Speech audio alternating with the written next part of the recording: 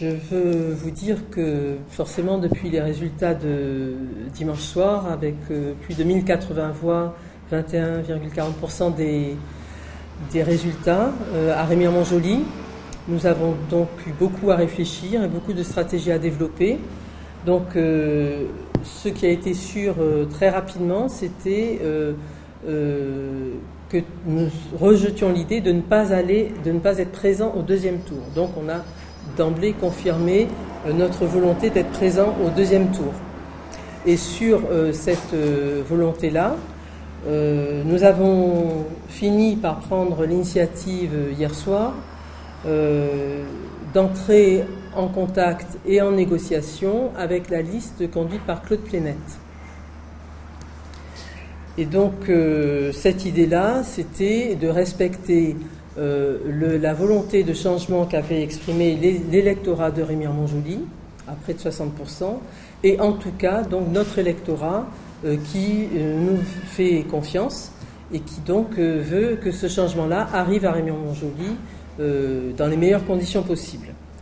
Donc nous avons souhaité être fidèles à nos engagements pris dans le cadre de notre programme pour pouvoir faire entrer Remire-Montjoly dans une ère nouvelle.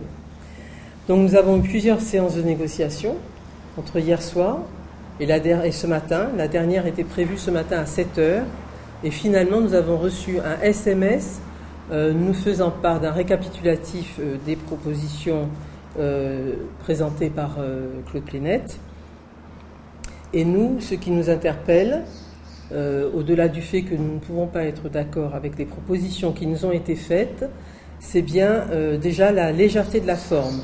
Un SMS pour traiter de négociations de cette importance, ça nous semble augurer de certaines difficultés à bien comprendre l'importance des dossiers. Et dans une négociation, ce qui est important, c'est d'être en face à face et d'être dans la loyauté et dans une relation de confiance. Et il y a d'emblée mis sur la table une difficulté à établir une relation de confiance avec la liste de Claude Plénette qui, manifestement, a d'autres méthodes de fonctionnement. L'abstention, c'est quelque chose de déterminant pour le deuxième tour. Quel message vous voulez faire passer ?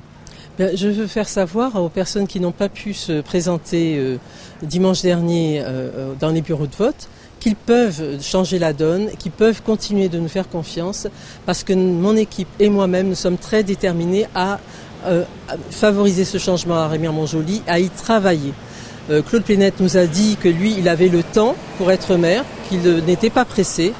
Eh bien, nous disons, c'est maintenant que nous voulons agir et contribuer à l'avancée de la mairie. Que pensez-vous de vos chiffres du premier tour ? Nous remercions, bien sûr, tous ceux qui nous ont fait confiance. Nous les remercions, nous les encourageons à continuer de nous soutenir, à ne pas s'éparpiller. Et nous disons que c'est possible. Il y a encore 5000 personnes qui ne sont pas exprimées. Il est de 20%. Nous pouvons changer la donne à Remire-Montjoly. J'en suis convaincu. Il est important que chacun en soit convaincu et nous donne le maximum de force pour pouvoir changer la donne au sein de la mairie de Remire-Montjoly. Il y a beaucoup de points à rattraper, vous y croyez ? Il y a beaucoup de points à rattraper, mais la population ne s'est pas trompée. Le comité de soutien des jeunes que j'ai ne s'est pas trompé non plus. Ils ont bien compris la sincérité de mon engagement. Je ne viens pas chercher des titres, je ne viens pas chercher des honneurs, je viens servir la population. Je n'ai jamais changé de discours et c'est ce que je fais en représentant aujourd'hui cette liste avec audace. Ouvrons une ère nouvelle pour Remire-Montjoly. C'est l'union face à un moment historique qui va nous permettre, nous l'espérons, de tourner une page de 25 ans de misère, 25 ans de gabegie, 25 ans de mensonges. C'est une union sacrée qui répond à l'appel de la population de Matoury, qui nous a dit qu'il ne fallait pas rater cette occasion historique de renverser une dynastie, mais surtout pour mettre en place un projet nouveau sur Matoury qui puisse répondre d'abord à l'intérêt général, parce que tel n'était pas le cas jusqu'à maintenant. Je voudrais profiter de ce moment pour remercier les électrices et les électeurs qui nous ont fait confiance, celles et ceux qui ont aussi fait confiance à la liste que conduisait Jean-Victor Castor, pour leur dire que nous comptons fermement sur leur grande mobilisation le dimanche 30 mars. Et nous en profitons aussi pour appeler à une grande mobilisation les 49% d'abstentionnistes qui n'ont pas compris pour quelles raisons il fallait aller voter. Moi, je puis leur dire que la situation de Maturi est gravissime. Les finances sont dans le rouge vif, les problèmes de foncier demeurent comme auparavant, les problèmes de transport, d'embouteillage sont là extrêmement pressants. Notre jeunesse est à la dérive, elle ne sait pas quelle direction prendre. L'éducation a de grosses difficultés. Nos pompiers, à cause du fait que Maturi ne paye pas sa dette, sont également dans une situation extrêmement inconfortable. Donc nous considérons qu'il est plus que temps que la population nous fasse enfin confiance pour que nous puissions tourner la page et aller vers des lendemains qui soient meilleurs pour chacun d'entre nous.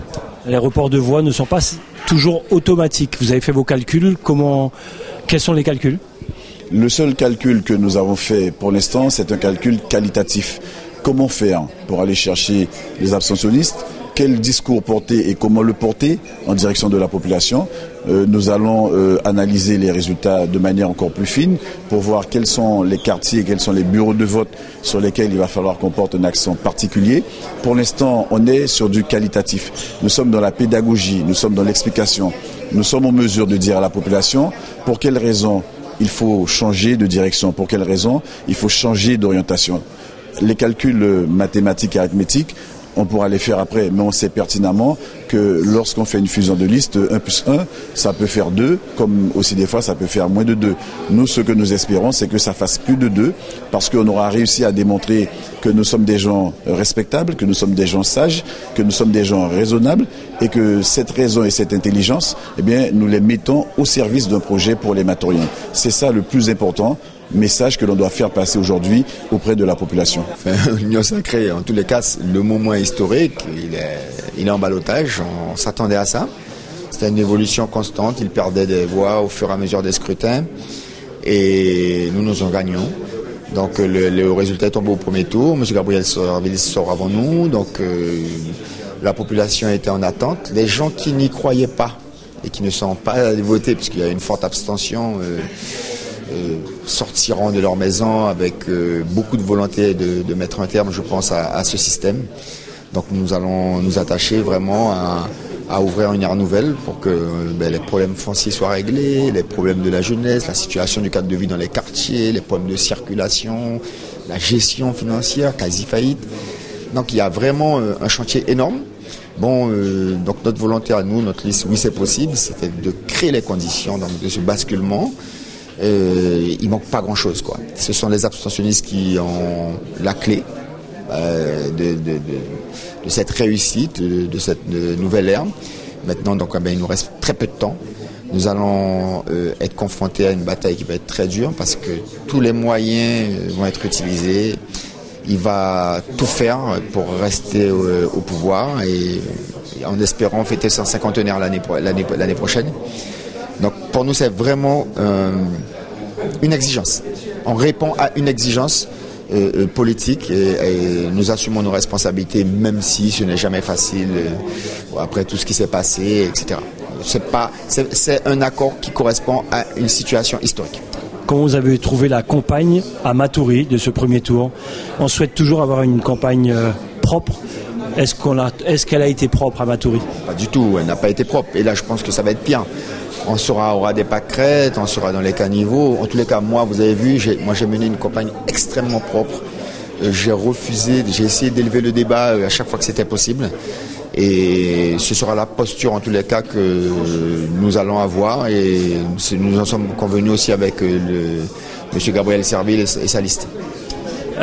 L'abstention, c'est le mot qui revient à chaque fois. Comment vous expliquez-vous cette abstention-là ? Une forme de résignation. Il y a l'abstention en général à l'échelle du pays, et puis il y a aussi sur Maturi, pot de fer contre pot de terre, voilà quoi. Sauf que là, il est en ballottage pour la première fois, et les gens se disent voilà, on n'a pas pu répondre au premier tour, on va répondre au second tour. En général, il y a vraiment un mouvement de masse qui se fait, et je pense qu'il va se faire sur Maturi.